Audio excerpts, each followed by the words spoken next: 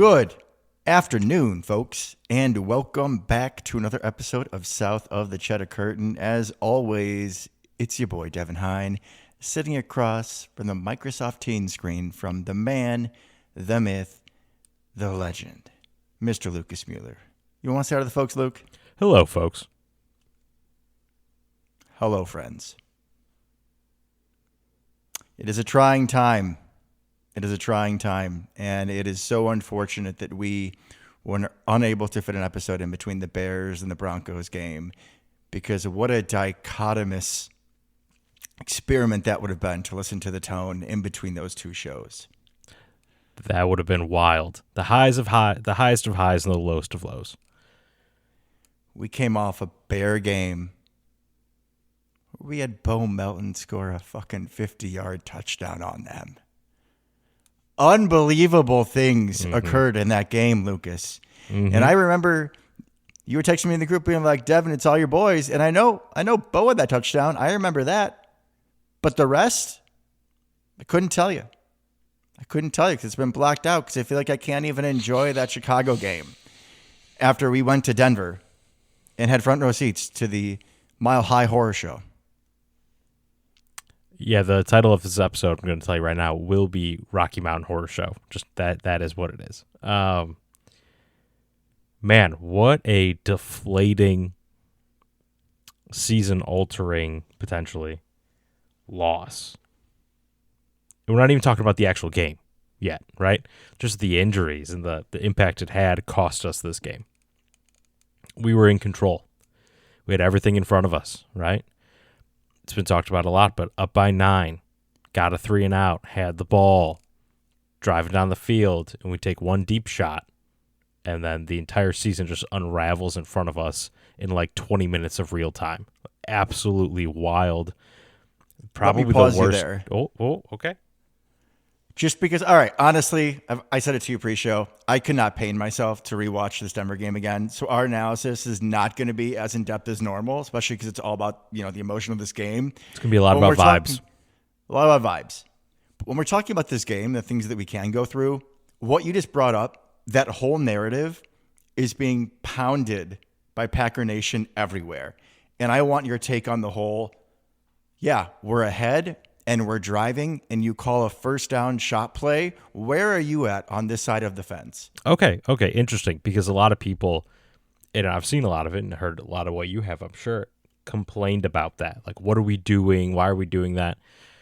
Look, we can't have it both ways. We can't complain when Matt LaFleur gets too conservative in the second half when we're up by a score or two, and we just run, pass, punt the entire second half, and we just all clench, hoping that we can hold on to the win, right? We went for a kill shot against the number 1 seed in the AFC, right?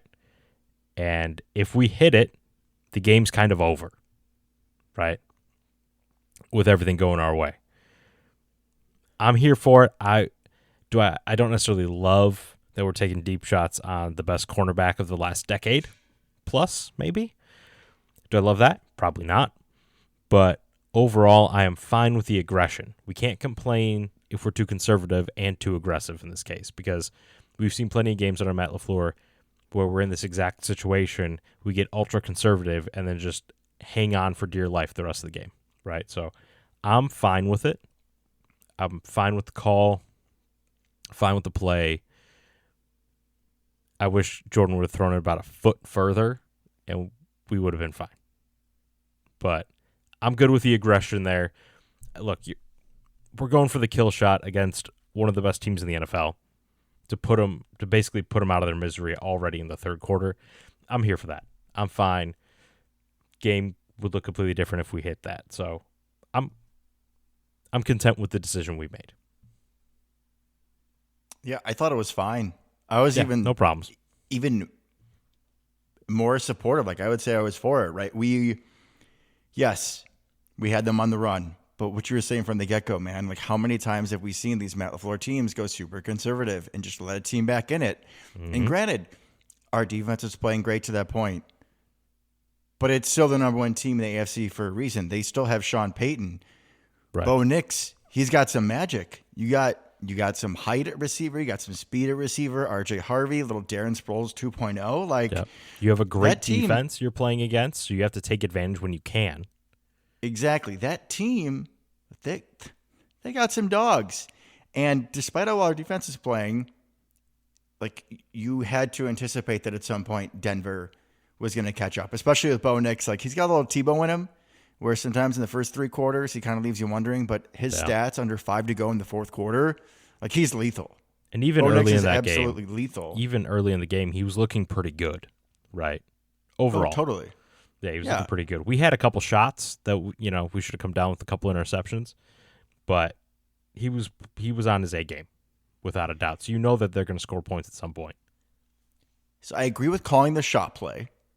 Yeah. And yes, it's not ideal that the matchup you're going to is somebody being covered by Patrick Surtain. Okay? I don't care if it's Christian Watson. I don't care if it's Romeo Doubs. I don't care if it's Calvin Johnson. Throwing to him is not a great idea. Correct. But Christian had a step or two. And Jordan said that he couldn't get fully into in the throw. I think it was Zach Tom's guy, whoever the right tackle was at that point. I don't know if Kennard was in at that. No, I guess Kennard probably came in later. Regardless, he can't step into the throw. And then at that point, it's too late. It's too late to not pull the trigger. Right. But going into it, if you know that you're not going to be able to get full air under it, you're not going to throw a potential 50-50 with PS2 over there. No way, Jose. Well, that's part of it, right? Like, we're not talking like Jordan had a bad throw there. He didn't underthrow it by 5 yards, and Surtain was able to just kind of duck under it and get it, right? He underthrew it by like a foot or 2. With a less than ideal platform. Correct. He admitted so as much. Correct. So, not even mad at the throw. It was our best guy and their best guy made an incredible play. It happens. But also, I don't fully believe in the butterfly effect, that if that doesn't happen, that Micah Parsons doesn't tear his ACL, and Williams doesn't go out, and all these other things. Because honestly, once all of that happened, I had no critique for the game. I mean, you could sit here and say that the team rolled over and died, but didn't we all? Yeah. Yeah. I admitted to you on the show. I literally have to watch the rest of the game. I had my little Super Game Boy playing some Smash Bros. I was like, this is really hard. We scored 3 points the rest of the game. It was so deflating, and it's not like we weren't trying, right? We were. But especially, you felt it then. There was blood in the water. Then the Broncos defense kind of finally showed up, right? Because we were making it look pretty easy before that point, right? We scored on every drive. Had some issues in the red zone that caused us to kick field goals, but we scored points on every drive until that point. And then, once the blood was in the water, sharks started circling, pass rush started coming at us hot and heavy. Zach Tom was already out at that point, and now Jordan Love didn't have any time. Pretty much every play, right? You could really see the difference in his composure and the time to throw that he had. And then at that point, that defense is too good if you let them pin their ears back, right, and start playing super aggressive. We just couldn't do anything about it. We didn't even truly roll over, I feel. It's just at that point, they ramped it up and we couldn't keep up anymore. There's a lot of pressure on Jordan. I mean, once you go down by multiple scores, right, because no Micah, and you're playing a very good offense, you can't really run the ball as much, and Jacobs was having a nice day up to that point, but you got to go a little pass heavy, and the defense can predict it. And like you said, they got some real dogs on the defensive line. They're leading the league in sacks for a reason, and without Zach Tom, more blood in the water. When you were saying that whole shark comparison, I could literally imagine Bo Nix as a shark with that little sharp haircut he has, put a little fin on top. I can see it. And now I will always see Bo Nix as a shark. Thank you. You're welcome. But yeah, they definitely they chopped us up. Like if you remember from Jaws when the USS Indianapolis went in the water, 348 men went into the water. The sharks got 90 the first day. 22 made it out. This is where we're at. Remember when we talked about Shit, what was that show? It was like Jimmy Neutron or something. One episode. Yeah. Yeah. This is where we're at. When when the Packers are up to talk about, we do a little filler. It's okay. Oh, I'm gonna have to tell my boss his favorite movie of all time is Jaws. Oh, wonderful. I mean, listen, I got you laughing as like our Super Bowl hopes are gashed. So I'm going to take that as a win. Hey, we got to do what we can with what we have, right? And enjoy it while we can. Absolutely. But yeah, that pretty much ended the game, right? Micah and Evan Williams went down on the same play. And that was kind of like, all right, see you later, defense. You're useless now, you know? The offense could, getting pressure in 0.5 seconds, it felt like. So Jordan couldn't really do anything. Just, complete unraveling at that point. Let me throw a little bit, though. I've been hyping him up. But my man, when we're burning down, don't light a cigarette. Grab some water. You can't put out the whole fire. I understand that. But you could have at least, poured a little fire out. Dontavian Wicks, catch the fucking ball. Right. That would have helped. Interception with the assist from Dontavian. A little bump set spike action. Come on, man. You're better than that. Jordan threw 2. Bo Nix should have thrown like 3, but we just couldn't catch any of them. So, yeah. So X had 1. Didn't CV have 1? CV should have had 1. There was another one. I forgot who. Maybe 2 for CV or 1 for Nixon. Weird game for CV because there's a couple plays where he and this is probably just a couple of the potential picks where he blows up a screen. Cuts on a route, and the guy still makes the catch, and then spins around for 10 yards. Just you're so close, CV. Right, that should have been a pick 6. Yeah. And if he would have caught that, then Micah doesn't get hurt, and Evan doesn't get hurt, and all that stuff. So, well, same with McKinney, right? It doesn't quite work that way. You can't think that way. You definitely can't think that way. If it was Nate Hobbs, we could, but Nate Hobbs would never almost have an interception. I'm here for that. That's talking crazy. Let's talk about some positives from the game, shall we? Because we've already talked about all the negatives. We don't have a ton more to say about the Broncos game, if I'm being honest, at this point. It sucked for everybody. But there were a couple bright spots I felt, and I want to hear what you think. May have been mostly early on, but there were a couple. The only one that comes to mind for me, personally, is Josh Jacobs. If he has any haters, which would surprise me, if you're hating on Josh Jacobs, maybe rethink your choices. But if you have some Josh Jacobs haters who specifically target his lack of touchdown production in the receiving game, well, he caught his second touchdown against the Broncos. A beautiful, whatever, out of the backfield route that was. They got a weird corner from the running back. I've seen it before in Madden. I don't really like to run it, but I've seen it. Neither do I, especially now with Josh Jacobs. But good Jordan hands, but he's not a receiver. I guess that's Jordan's go-to play because hell of a throw. Yeah. Kind of like how the look normally looks. The backer was right on him, but Jordan makes a hell of a throw. Jacobs makes arguably an even better catch, and that was a pretty sick-ass play, which, again, had me feeling like, oh, my God, we're doing this to the Denver Broncos. We're going to win the Super Bowl. Right. That was kind of the feeling at some point. Is we're whooping one of the best, if not the best team in the league right now, and putting it on their defense, making it look easy. This is the team we've been hoping for, right? Just for that to immediately be dashed. But yeah, Josh Jacobs, 100% with you. You had that phenomenal catch that you just talked about. He had a 40-yard run, rushing touchdown, longest rush of the year for our whole team. That was really good to see. Some pop, baby. That was electric. And I love Josh Jacobs, but he does not have pop, generally speaking, right?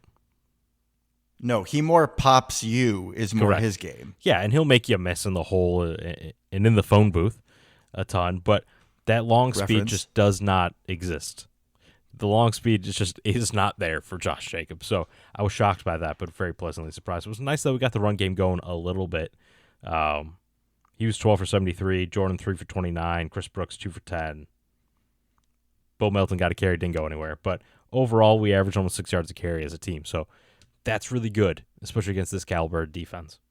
What about Marshawn Lloyd? Who? Oh, wait. Yeah. Who? Thank you. One and a half, I think, more little shout outs here, at least on the offensive side. Can you read my mind here? Somebody had a big play. But there's only one way he has a big play. I feel like lately I've been cheering for Luke Musgrave. He's been doing things. But again, honestly, I think I literally blocked out this Broncos game. So you're going to have to remind me. He had a 26-yard diving catch because he's incapable of catching the ball on his feet. But we have learned that that's okay. We figured out how to use that to our advantage. I think we all texted in the group like he fell down and caught it as he should. Right. Like I texted Luke fell down like 4 exclamation points, right? Like it's now a good thing that he fell down frequently. We're using because he's falling down 20 yards downfield instead of a yard downfield. At some point on this show, we joked about that he should just like throw for diving catches. 100%. And it feels that way. Or at least he's diving on every passing attempt, regardless if it's necessary. I do have that wonder, right? Because I remember playing wide receiver in high school a little bit. They teach you, like, do not leave your feet. If at all possible, do not leave your feet. Luke Musgrave is the exact opposite, right? If the ball is anything besides between the 8 and the 8, my man is diving in a direction. Maybe you should go back to those high school coaches and be like, Luke Musgrave's in the league and I'm not. Who do I blame for that? Yeah, not the fact that Luke Musgrave is like a foot taller than me. That has nothing to do with it. I'm sorry, sir. I think we refer to him as Luke Musgrave, right? That's what we call him? Yeah, yes. He's just Luke Musgrave. He's not the man, the myth, the legend, Lucas Mueller. So I would just say if you had better coaching, that's fair. That's fair. We couldn't do this show because he'd still be in the league. And then, there's all that, It's not super, it's kind of frowned upon, right? A little bit. Yeah. A little bit. Yeah, a little bit. So that was good. We saw some good play from there. Golden had a decent day. Led the team in yards on 3 receptions. So he had a nice 20-something yard play as well. So seeing those guys working in a little bit more was nice. Yes. Golden did have a really big catch late. That was gorgeous route, like to the corner. Mm-hmm. It was bomb. It was okay. There we go. There's a little positivity. See? It was by far, Mr. Texas, Matthew Golden's best day as a Green Bay Packer. I would agree with that. Yeah, 3 catches, 55 yards on 4 targets, including that 27-yard big play towards the end of the game. Yeah, he's coming on a little bit here. I like it. Do we move on, or do you have any other positive things from defense? Because I have nothing to add. It's nice to see both the linebackers have tackled for losses. Coop had 2, Quay had 1, so they're getting a little bit more involved. We're going to see even more of that. We're going to see a lot more A and B gap blitzes with them. I imagine now that Micah's down, or some of the stuff where we had Quay kind of like looping around coming off the edge that we saw some of last year. I expect a lot more of that. So it was good to see those two a little bit more involved play to play. Let me jump on those two real quick. If you have any hope, in this team still, running things, which a lot of other Packer content creators are trying to jump on the hope train, and I support it, but I'm still pretty skeptical. But when I'm leaning into a little bit of hope on defense, like, it's got to be Quay and Coop. I know we still have X back there, but like, you're talking about anybody else, like CV, Nixon, Bullard can't turn around. Too. Defensive line, there's no good answers. Gary hasn't gotten a sack or TFL since Vietnam, basically, or 8 weeks. Same thing in my mind. Defensive tackles, okay. Next. In Iowa's own, I love you, Nessie. I do. And now would be a great time. Like, this is a great opportunity for your legacy, like right now. But you're coming off an injury. You've been hurt all season. He's clearly on a pitch count. Yeah. Not good. Not good. One of the surgeons that I work with is close with Nessie's mom. I told you I have this like weird connection because she's a nurse at Shepherd, which is like, nearby. Yeah.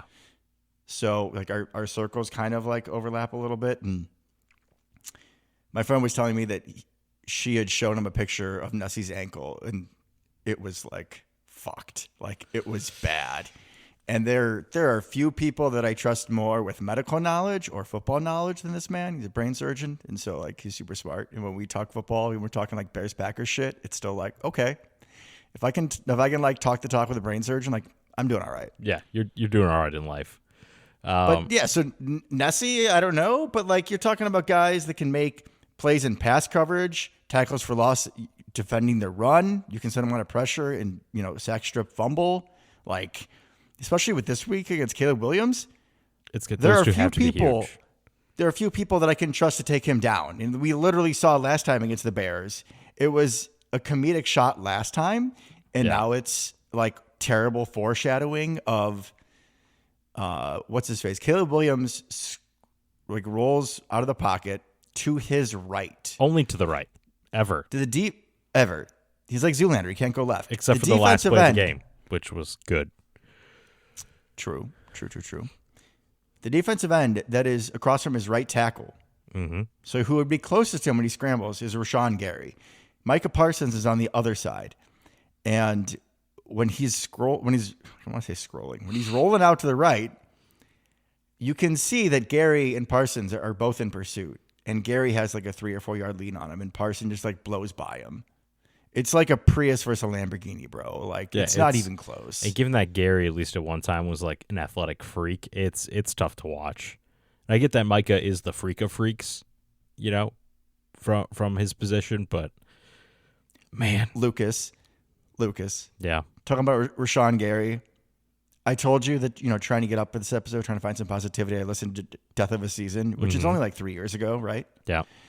Right before the Packers, did a little mini run the table where we got to go to that Packers-Lions game. Aaron Rodgers' last game. Which was lit, yep. But before that, we were 3-6 and things were desperate. But Rashawn Gary had torn his ACL in the game the week before. And you know what I said, and you agreed with? He was the best player on the Packers at that time. And we thought of him as like a top 10 rusher. Yeah. And now he's gone completely silent. So Cooper and Quay, please. It's got to be those two. It's got to be. They're all we have left, kind of, as far as top-level playmakers go. We have a bunch of good players, right? Those two and X are going to be the two that could change the game. I just wanted to jump on there because, we're thinking about like, oh, yeah, it'd be just like imagine the presence of a multi-time Pro Bowler, playmaker, turnover machine on defense. Oh, we still have one. We still have Xavier McKinney. And you know what? Like, maybe this might be a stretch, but if teams have a little more time to throw, they might try to test him. Yeah, that's one of the thoughts, right? Is that with more time to throw, they're going to throw the ball downfield a little bit more and potentially into the middle of the field, which is where he can wreak havoc. So that's a glass half full way of thinking of it for sure. And you know what, Lucas? I don't remember the last time that I blasted X gonna give it to you and ran around my living room. And I think I could go for that today. Tonight would be a good time. Tonight would be a good time. I agree. I mean, because listen, folks, Evan Williams doesn't look like he's gonna play. So you are not throwing to the other half of the field. You got Zane Anderson out of BYU playing the other safety for the Green Bay Packers. Lockdown. You ain't throwing that way. Nope. What was it? Spencer Rattler made the mistake last year? He did. Zane has looked good when we've actually asked him to play defense. He's looked good. He looked good against the Lions that one game that he had to come in for. Like, I think he can play a little. He's still a meme in my mind. Correct. But going into this Bears game and just like thinking about the rest of the season, like I said, not real hopeful. But I'm also trying to remind myself that there's only so many games of Packer football left. Mm-hmm. And after the Broncos game, I feel like they are going to be significantly less than I would have anticipated coming out of halftime in that game when I was feeling all rosy about the world. So you know what? Part of it is just enjoying watching the guys that you love, especially knowing that a good chunk of them may not be on the team this year. And if I get to watch Zane Anderson, the special teams guru out of BYU, who's a big, tall safety, that frame that I adore, I'm going to be excited to see it and really root for the best for him. I'm with you, man. I'm excited to see him. I'm not happy with why we get to see him, right? Because it looks like you said Evan Williams is going to be out. Zach Tom probably too. So it's going to be tough, but hopefully we can see some people step up. Thankfully, the Bears' defensive line is their weakest part of the defense. So the Zach Tom loss with a week to prepare hopefully isn't that big of a deal. Montez Sweat is the scariest person over there, and he's not super scary. What about Dominique Robertson? They're players that play. I mean, you picked him in a mock draft, so I'm just saying. I did. I kept my receipts. The linebackers are pretty good. It looks like they might be getting Edmonds back tonight, maybe. I heard. He's questionable, and dude, I feel like questionable is bullshit. Questionable is like you're 80% going to play. Well, apparently Josh Jacobs is the other half of that 80%, which would be a problem. Well, it sounds more like he's doubtful. Yeah, but correct. I think he's listed as questionable, but it's not looking good, which is a problem. In my head, he's not playing. Which, given that we saw Emmanuel Wilson run directly into his offensive lineman multiple times with a wide open hole, I don't love. And we love ourselves some Emmanuel Wilson on this podcast. Last week was not great. We're going to need to step it up here a little bit. It would have been nice to have the actual myth, the mythological creature that is Marshawn Lloyd. It would have been cool to have him for this game, but he doesn't exist. Zane Anderson was like that original joke, right? That he didn't exist because he was hurt and no one had any idea who he was. No. I think it was more that Zane's like a special teams dude and has been his entire career. But he was hurt for a while, so he wasn't even at practice after we signed him, and no one had ever seen what he looked like. This is still apples and oranges. It's different, but not having Marshawn, or the idea of not having Marshawn in a game where we're probably not going to have Jacobs, I don't feel great about given the most recent performance of Emmanuel Wilson. Yeah, again, I'm really not aboard the Marshawn Lloyd train. He has been incredibly frustrating, and do I think that he decided to just catch an injury bug? No, of course not. I cannot think of a more beleaguered player. I mean, shit, even like Jonathan Franklin, it was his neck, right? Right, that was a freak. All these one-off situation. Yeah. You get guys with career-ending stuff. He's just had an injury every other week. Which, just speaking of Marshawn Lloyd and then Jonathan Franklin, if you saw it earlier, Kylan Hill, another guy that I would consider a scat back who we saw some pop. And then I think was complaining about carries, and they let him go. But just another one. We're not allowed. We're not allowed to have him. But yeah, Manny Wilson, he's got to be it because we like Chris Brooks. Again, if you blur your eyes, can you think he's Amon Green just by the frame and the jersey? For sure, you totally could. And then you see him get 2 yards of carry, and you're like, yeah, that's not Amon Green. That Phenomenal pass blocker, though. Yeah, he's great. Listen, I want him on the team, right? We were talking about bringing Marshawn Lloyd back, and I was like, I don't know, because if you cut Wilson, then you don't really have a guy you can trust to, carry the rock consistently. Right. And Chris Brooks is a third down blocking back god. And on occasion, when he's in that role, you send him out for a little route, he usually catches the ball. Mm-hmm. That's all that you can ask. Right. Yeah. But as we've discussed with him, as being a typical runner, as in, let's give you the ball in high formation or in shotgun or single back, have you do a little dive or a little off trap, a little counter. That's not his strong suit, which is very unfortunate because if Manny Wilson is running into our own guys, that's going to be a rough game for the Green Bay rushing attack, which is obviously a big staple of the Matt LaFleur offense. However, if we're going to the whole positivity thing, let's be positive. We talk about opportunities here. Jordan Love, you want to have a legacy-changing run? You want to go in the Super Bowl with no Micah Parsons? We want to go gun heavy, go 4 or 5 wide with the boys that we have. Savion's going to be back. Jaden Reed, Christian Watson, Romeo Dobbs, Dontavian, falling down Luke Musgrave. Mm-hmm. If we want to make this run, not only do we have to have the defense, everyone play as the best version of themselves.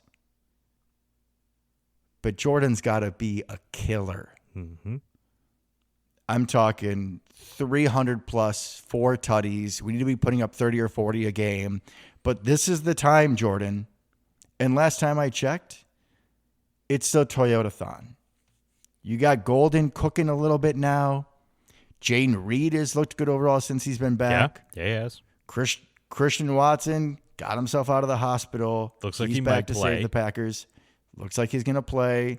Phenomenal. Also, Luke Musgrave is looked as good as we could have hoped for. I think he's been even better than we thought with what we know of him now, like going into this season, Correct. into like replacing Tucker Kraft.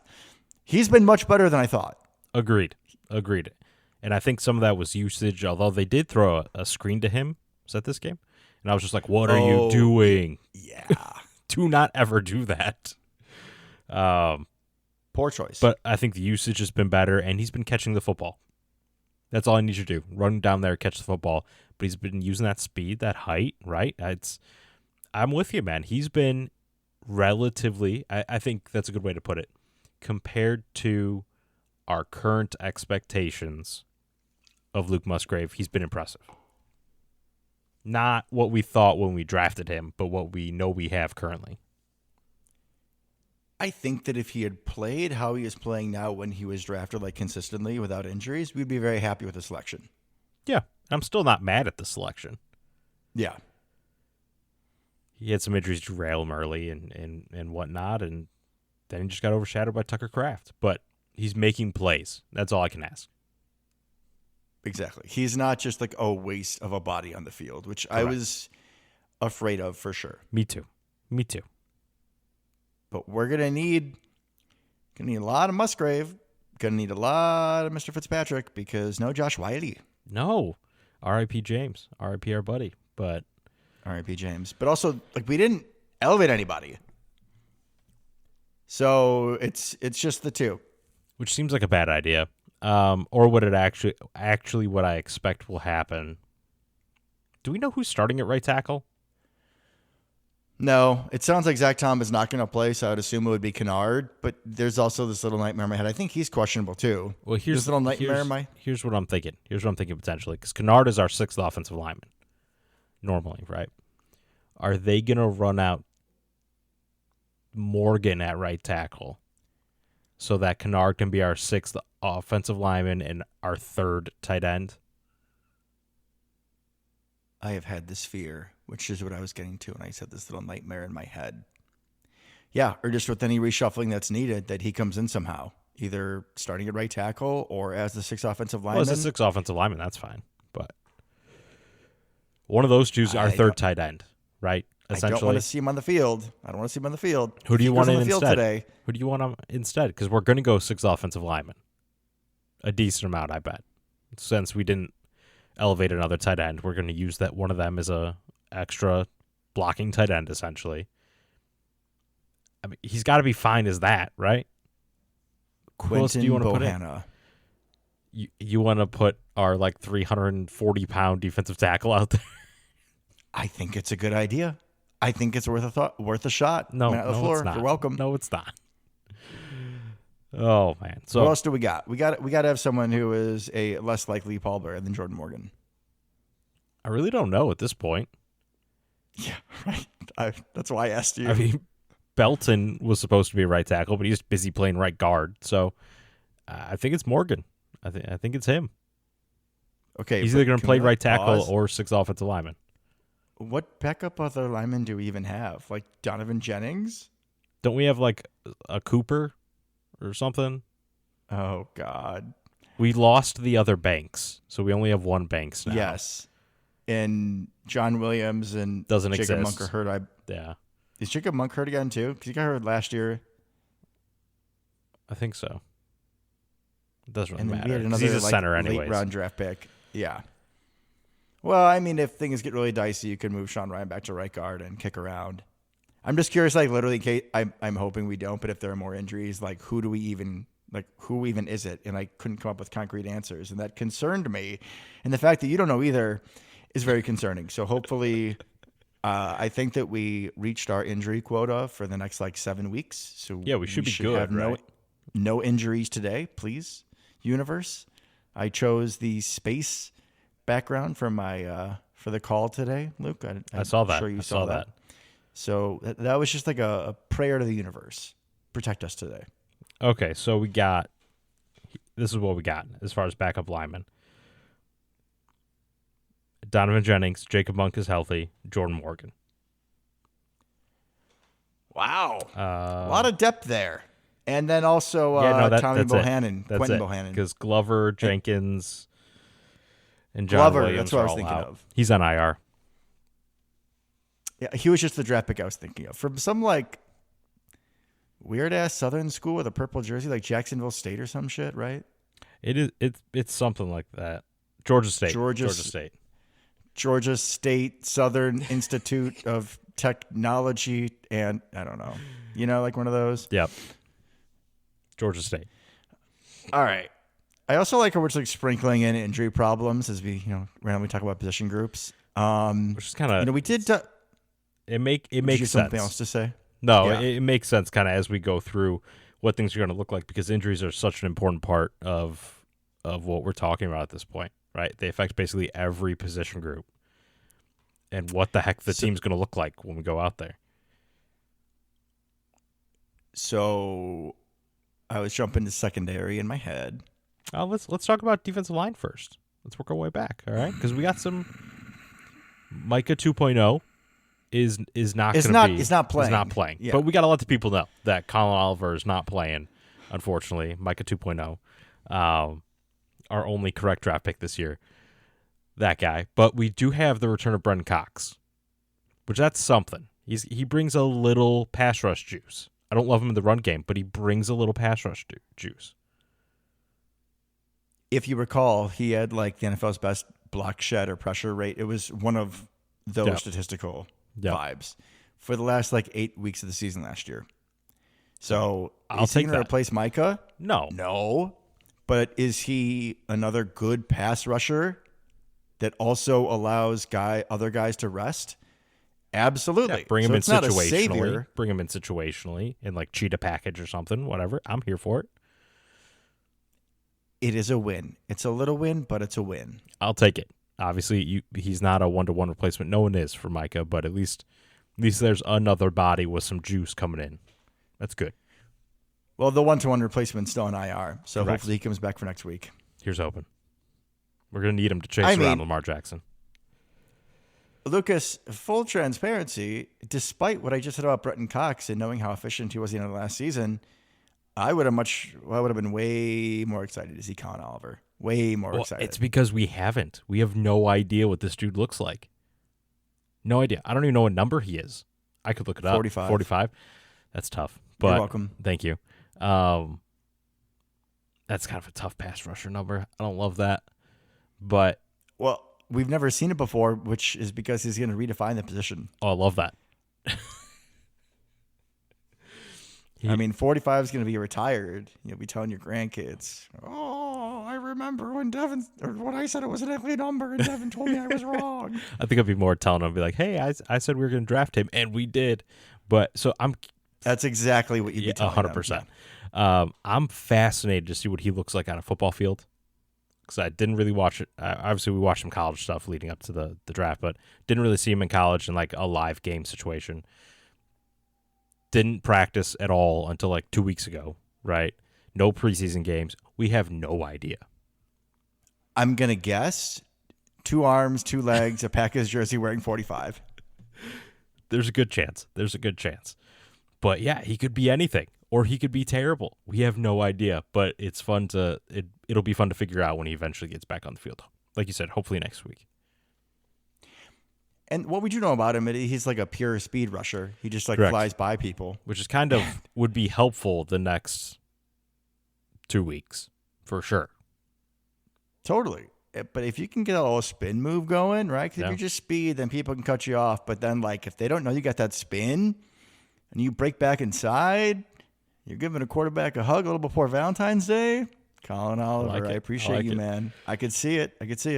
Like you said, here's hoping we find out next week. That's my hope, because I'm just fascinated by what he could be. Because we've seen a little bit of everybody else besides John Williams at this point, but he's an interesting, different archetype. Obviously, basically the same as Micah. Who knows? Who knows? But yeah, a little bummed when I saw he wasn't going to make it this game. I mean, being Micah Parsons 2.0, he could be like totally James Starks. Also, do you want to come over? Because there's a deer like 6 feet out my window. I bet you can't even miss that. Oh, okay. Well, that's first of all rude. I'm teasing, brother. Second of all, what? It's still archery season. Yeah, I got a bow. Oh, I can come right over. Okay. Should we pause the show? And I was just like, I just saw. I'll just edit it back like, together. Oh shit! There's a deer. Look at that. What's up, guy? Is it a buck or a doe? Oh no. Does it have horns? Thank you for not fully judging. It does not have horns, so it Okay. is a doe. I'm good. I'll pass. It's a doe? Correct. So it's not a okay. All right. Anyways. So okay, so defensive line or defensive pass rush, whatever. Yeah. So we talked about Nessie's coming back from his injury. Mm-hmm. Rashawn Gary has been invisible. Kingsley Ganabari is just doing what he always does. This is who he's been since we got him. Yeah, making big plays.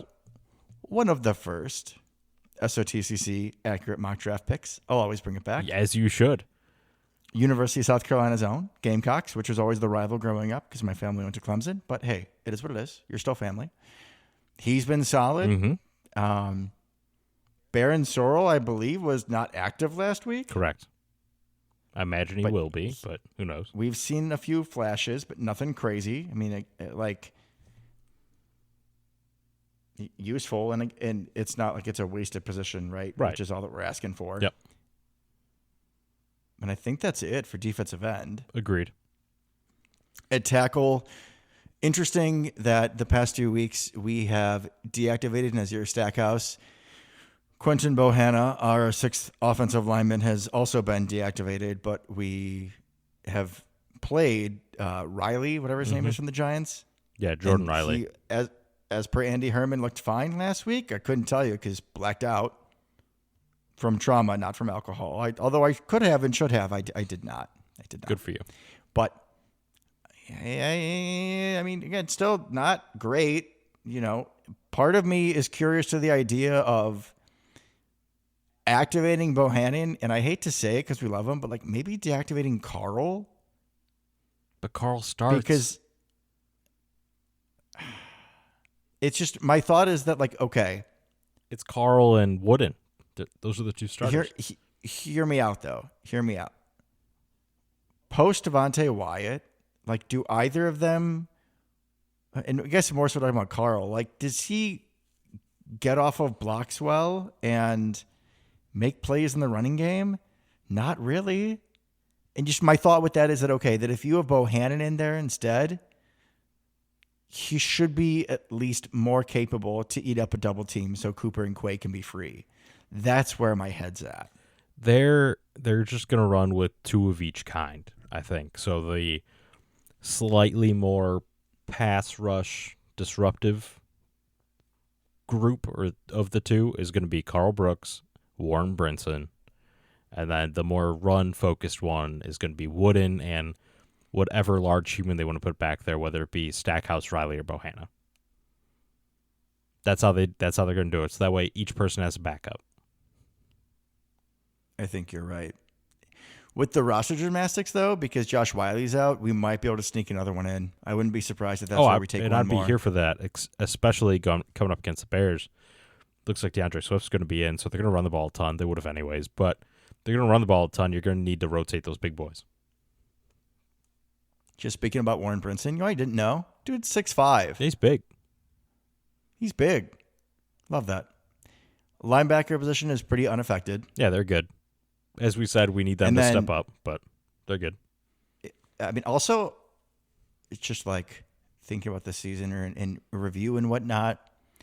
I would say this is the best that Isaiah McDuffie has looked. I'd agree. Like, we've had a really good season out of him. Yeah, no, he's been very solid when he's had to contribute. And even Mr. Mizzou, Tyrone Hopper, like when he's come in, he had that, like a pass breakup on either a 4th and goal or a 2-point, and he's been fine. Yeah. So, especially going against the Bears, the ability to go 4-4, which I could rarely see us doing that, but it's just nice to have that as a possibility. And even feel good just about 4-3 with a solid backup that won't completely destroy your game plan if you got to play him. It's not like, oh God, Luke. Let's do a little throwback for laughs. Like Ty Summers. Yeah, that was a problem. Ty Summers was the worst. Like B.J. Goodson in pass coverage. Like Antonio Morrison in pass coverage. Yeah, you were cooked immediately. Yeah. At least Desmond Bishop would make you fumble. Yeah, he'd at least. Man. Desmond Bishop was significantly better than those guys. Solid, like 78 speed, but like he'll pop you. Absolutely. So I always appreciate you, Bishop. I'm here for it. All right, so secondary gets complicated. So let's just go into this game assuming that Evan Williams is out. Yeah. Now, in my teaser comedy session earlier, I mentioned the possibility or alluded to the possibility of the answer with Evan Williams being out is that we place Zane Anderson at the other safety spot, which is what we did in the game, at least for the most part. That's probably the most likely scenario. I would agree. I think that Nate Hobbs, who I believe is also on the questionable list, his health comes into play here.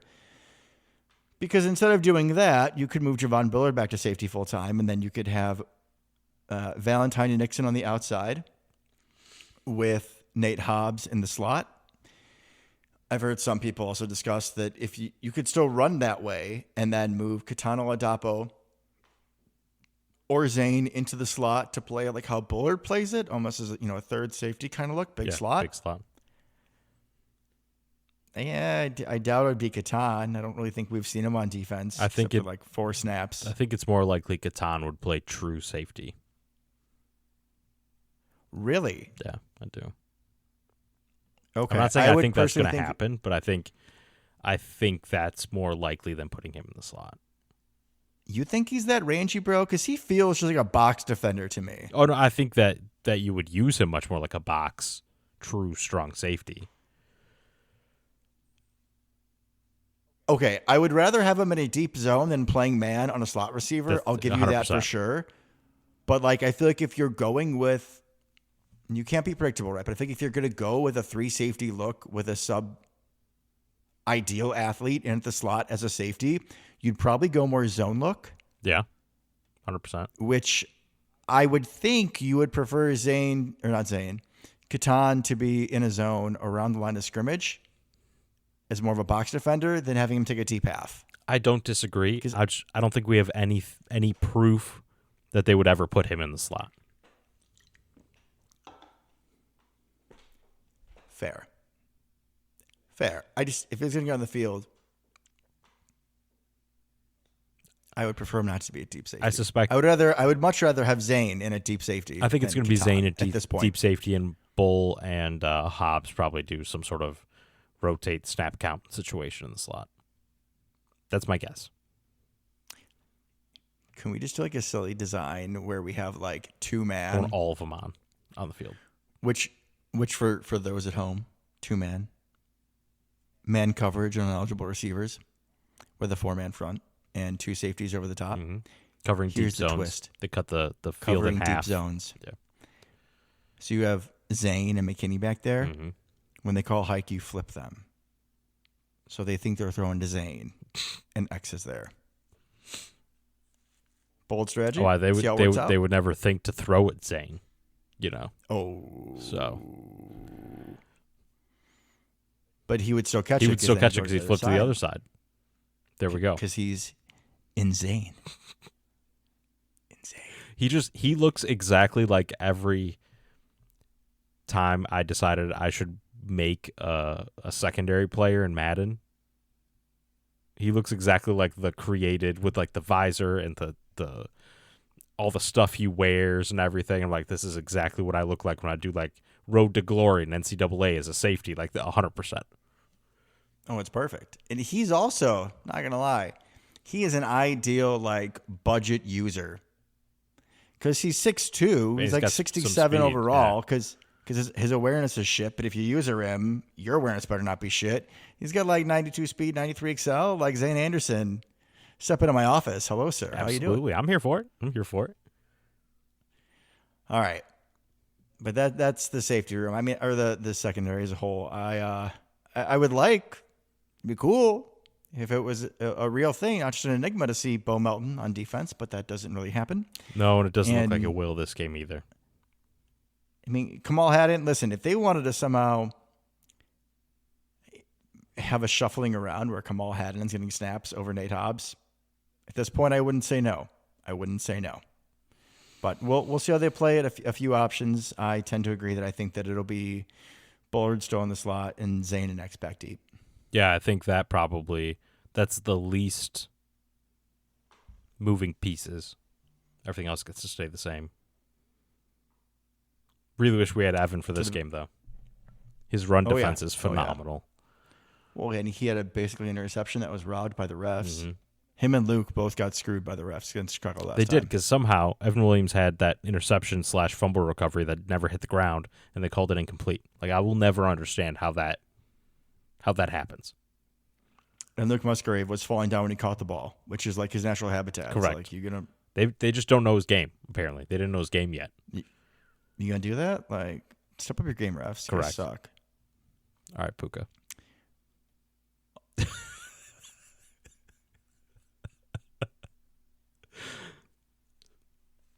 Puka's not quite on my level yet, Lucas. Don't hype him up that much, okay? But speaking of being my level and wide receivers, let's also just do like a little happy random shout out to a few of our old friends in new places. MVS caught a touchdown for the Steelers. Nice little cross against the Dolphins. Yeah. A certain Razul God had an interception last week for the Dolphins. So a few of our old friends still doing things. Yep. Eric Stokes. Nothing. I just wanted to remind everybody that Eric Stokes doesn't do shit. He played really well earlier in the year. I don't know how he's doing now for the Raiders, but the whole team's a dumpster fire, so who knows? Little injury news for the Bears. We've known this for a couple days, but they're going to be without two of their top 3 to 4 wide receivers, which is good. Rome Odunze and Luther Burden, my draft crush from this past year, will both be out. So that leaves them DJ Moore, which means they're not going to throw to DJ Moore still. They're probably going to throw to whoever else. I have no idea who their other wide receivers are at this point. Have some respect on Omel Zaccheaus. Well, besides that guy. But he's not going to catch 40 balls today. So who else are they going to throw to besides DJ Moore? Because we know it's not DJ Moore. Although Dante Pettis, he's been getting some touchdowns recently. So I don't know what they're doing with him. But so I expect a lot of DJ Moore, a lot of OC. It's going to be a lot of 2 tight ends for them. A lot of 2 tight ends. I was going to say a lot of 12. A lot of 12. Yeah, which I don't love, but against our defense, I don't necessarily love that. But we'll see. We'll see. It should be an interesting game. Obviously looking forward to it. And it's super important, right? That's kind of the weird thing. We're not used to Bears games actually meaning that much outside of just going to work the next day and having to deal with people. But this one, a lot on the line. Right? We could potentially clinch a playoff berth, right? In the next 24 hours or whatever it is. If we win and then our old buddy Aaron beats the Lions, then we get a playoff berth guarantee, which would be nice. I'd like to put that behind us, right? And just know we're in. Promise me you're rooting for them. Rooting for who? Pittsburgh. Oh, obviously. I've been rooting for Aaron every game besides when he played us. All right. Same page. Yeah, no, I happily watched him tear apart the Dolphins last week. But this means a lot, right? This kind of flips. If we lose this game, we're going to end up as the 7th seed if we get in, basically, right? If we win this game, now all of a sudden, driver's seat for the division, potential 2 seed on the line. Makes a big difference. Yeah, we're most likely the 2 seed if we win this game. And then we just have Baltimore. Another deer, by the way, so, swing by later. But Baltimore and then the JJ McCarthy's. Correct. So the fighting JJ McCarthy's. We would need a little bit of help to get the 1 seed, but not out of the realm of possibility. Yeah, but number 2 seed seed be really tough with the Rams Number winning. 2 would be pretty locked. Yeah, we would be in the driver's seat for the 2 seed. Absolutely, if we win this game. And the division, which would be great to kind of not have to deal with the Bears fans at the moment. The soon-to-be Northwest Indiana Gary Berries or whatever. But if you keep up with their stadium talk. That is hysterical, and I honestly hope it happens. Like, I don't really wish a whole lot of ill will against Bear fans. Maybe after Ben Johnson talking his mouth, you open up the door. Yeah. You don't have the can of whoop ass, Yeah. and I think they should go to Indiana. I think that would be great. hilarious. That would be absolutely hilarious. They're not going to. They're going to end up in Arlington Heights, but that's okay. Probably not. They're just flexing and trying to negotiate contracts, and money, whatnot. and all that. But good it's still stuff. a fun idea. It's hilarious that 3 years later, they're still haven't done anything as far as building a stadium, and they're still doing all these bluffs. But what else can you expect? Wouldn't be as hilarious if they lose to another version of the practice squad Packers. That'd be great. That's what's going to happen. I mean, really. I told my coworkers at work because, a lot of receipts are kept. Yep. And I was able to smile at a lot of people, week and a half ago. And again, the people that I respect at work that know ball, like, I'll have real conversations with them, Of course. Like, listen, man, like, we ain't got our horses. Boys in defensive line, like, nobody has given me reason for hope, right? If you guys are the team you hope you are, you should take this. But do not let this Green Bay Packer team that just had their season stolen from them. Which little tangent? I was trying to think of it, Luke. Like, we're both NFL historians. Mm-hmm. I really pride myself in my random ass knowledge of the game. Yep. That's my fun party facts, And I cannot think of a team in recent history that was this deep into the playoffs, or this deep into their season, that looked so good that had a key injury that just completely screwed them. I mean, maybe you want to go back to Derek Carr's best year on the Raiders, That happened. or Carson Palmer, Yeah. or Carson Palmer in the wild card game against the Steelers. But even then, I feel like those playoff teams, or what are playoff teams, they were not looking like the best team in the NFL, which we were when it happened. So just a little NFL historian retrospective. Yeah. Cliff note there for you. I see what you're saying. All right, what do you got for me? But I was like, don't let us do that. Don't let us do that. What do I got for you? Sorry for cutting you off. I didn't mean you're to, good. brother. You're good. What do you got for me, predictions wise this week?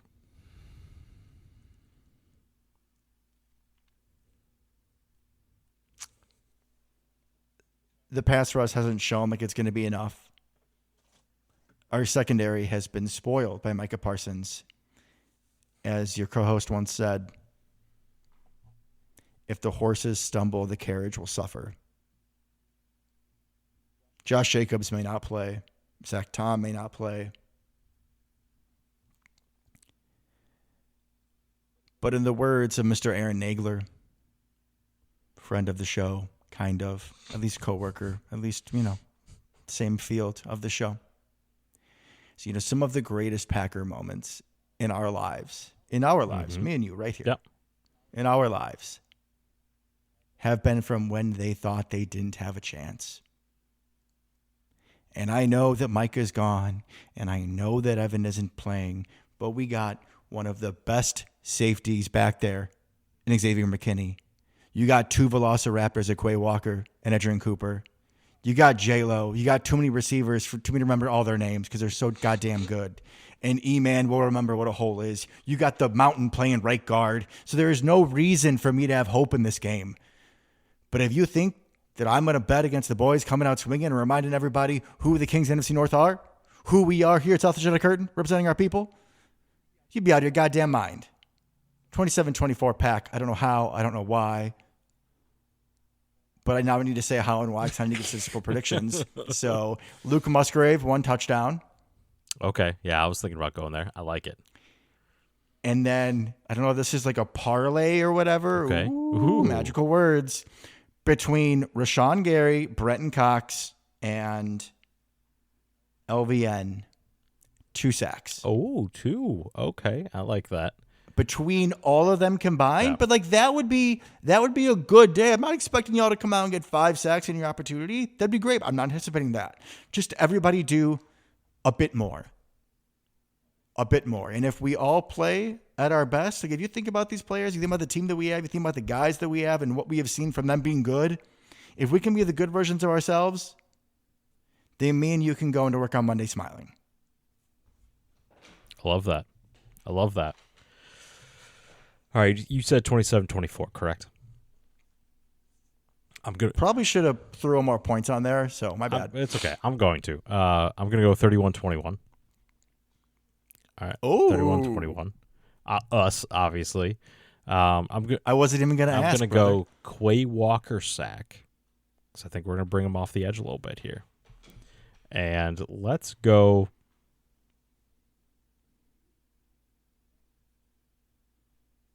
Christian Watson touchdown and a return. In his return, not on our return, because he's not going to be returning. I was talking about a punt, bro. Like, we were putting this class back there. We're putting Rovio back there for some reason. But let's go. Christian gets another touchdown, continues his torment of Bears fans. You know, Flo, you met Flo, I met right? Flo. He's in his fantasy playoffs. He didn't have James Dunn, which just like run through our entire friend group. Still not happy about that, sir? I know you're listening. The Seahawks defense really killed me in our playoff matchup so far, but tough. Starting off with -4 for the week is not great. Less than ideal. Oh, wait, are we playing, you mean? No, I'm playing him. Oh, okay, that's right. When it goes to the trip. And I don't know if you looked. I had a good team last week. Like, I made the right decision to start Travion Henderson. You've had a great team all year. Which is what we usually say about my team. Unfortunately, the playoffs come, and I'm like after 2010 Mike McCarthy in the playoffs. That's what happens essentially. Yeah, I think that's fair. Not quite enough, unfortunately. I had a whole rant. Where's it going with this? James. Oh no. Talking shit about Bear fans? I don't know. Now. Doesn't matter. All right, whatever. Anyways, I'm excited for the game. Absolutely. I really hope that we can both have a lot of big smirks on our face on Monday. That would be fantastic. That would be great. But until next time, folks. Go Pack, go. Go Pack, go.